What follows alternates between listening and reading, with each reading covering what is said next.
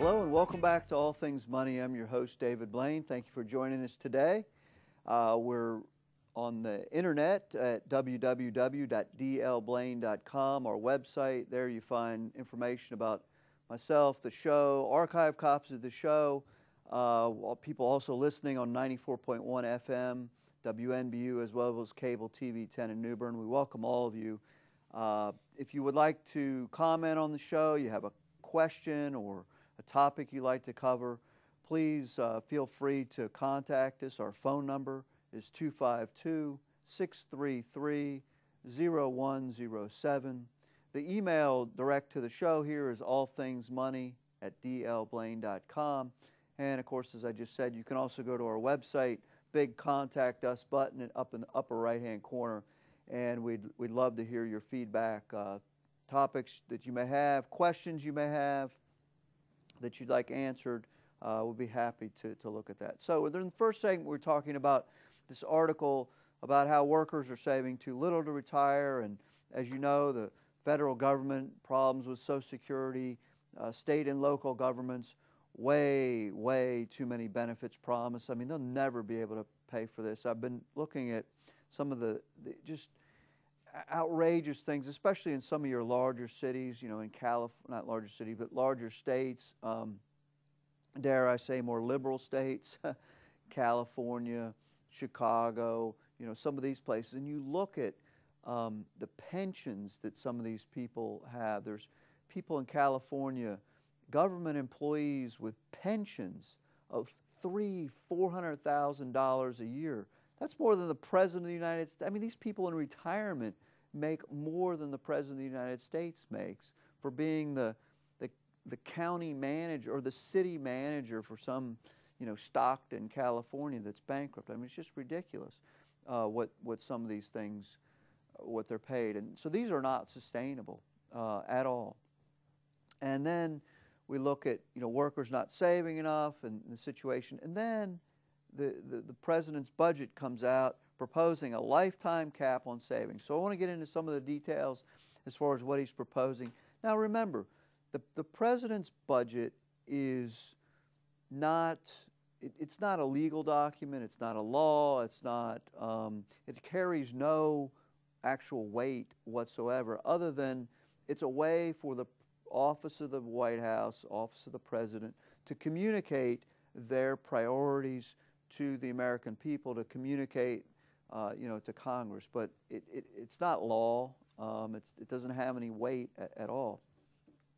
Congress, you know, passes laws. Congress passes appropriation, things like that. But anyway, so I don't want anybody out there panicking, but it's something to start thinking about, the fact that this is even being proposed.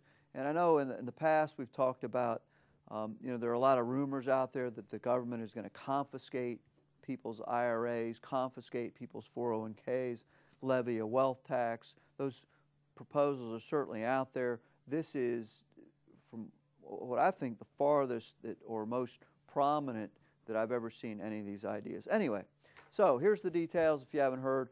Proposing a lifetime cap on savings in IRAs and other tax-deferred retirement plans like 401ks. And here's how the cap would work. It's a little bit confusing, but for a saver's total balance across all those accounts would be limited to what a 62-year-old needs to buy an annuity that would generate an annual payment of $205,000. And where does that $205,000 come from? It comes from the limit, the maximum annual payment to in a traditional plan. That's where that $205,000 comes from. In effect, if it took effect this year, now it has a lot to do with life expectancy and interest rates or rates of return are the two big inputs to how you compute that. Anyway, the formula today, it would come out to a cap of about $3.4 million. Once that cap was reached, the individual would no longer be able to contribute unless the value fell or the cap was increased. Now, in this particular proposal, there's no mechanism right now that would take the money out of the account. Of course, they could recontribute if they took it out, but that would defeat the whole purpose. So this is very significant because companies have been phasing out the traditional pension plans.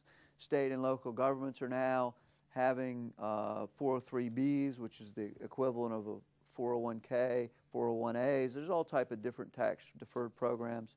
And so it's significant because a lot of people have these type of accounts. Now, you know, this just came out, but we're already starting to rethink some things. I mean, typically, especially with the Roth IRA, an excellent vehicle to accumulate wealth and to pass it along to your heirs. And so we need to, if this it would become law, I mean, it would just throw the whole retirement planning landscape, a lot of it, a lot of changes would come about. What strikes me as interesting is that, to quote the White House, is designed to stop wealthy individuals, there's the targeting again, from accumulating many millions of dollars in these accounts, substantially more than is needed to fund reasonable levels of retirement saving. Okay, so first of all, what is reasonable? And I would stipulate that instead of going after people, they could go ahead and start with people that are drawing $300,000-$400,000 a year from public pensions. That is just absolutely ridiculous. If someone saves and invests for 30, 40 years and accumulates it on your own, that's different than making the public pay you $300,000-$400,000 a year. So I would stipulate they need to start with those folks. Anyway, it's kind of off the topic here. We're coming up on a second break.